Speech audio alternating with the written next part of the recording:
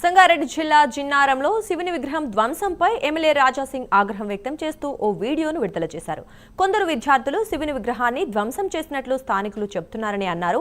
ఈ ఘటనపై సీఎం రేవంత్ రెడ్డి ప్రత్యేక దృష్టి పెట్టాలని సూచించారు.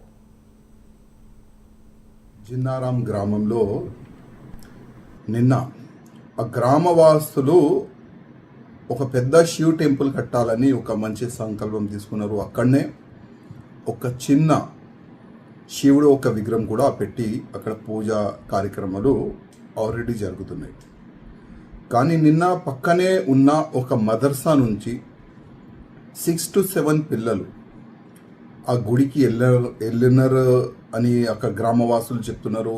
వాళ్ళే ఆ విగ్రహాన్ని మొత్తం ధ్వంసం చేసినారని గ్రామవాసులు చెప్తున్నారు. ఎందుకంటే ఒక వ్యక్తి ఆ గ్రామవాసులే ఒక వ్యక్తి మొత్తం వీడియో తీసిండు.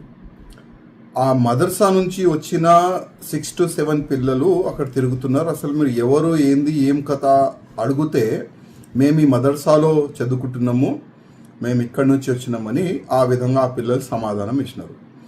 ఇప్పుడు గ్రామవాసులు ఏం చెప్తున్నారు అంటే ఆ పిల్లలే మదర్సా నుంచి వచ్చి ఈ విగ్రహాన్ని పలగొట్టినారు, ధ్వంసం చేసినారని గ్రామవాసులు చెప్తున్నారు.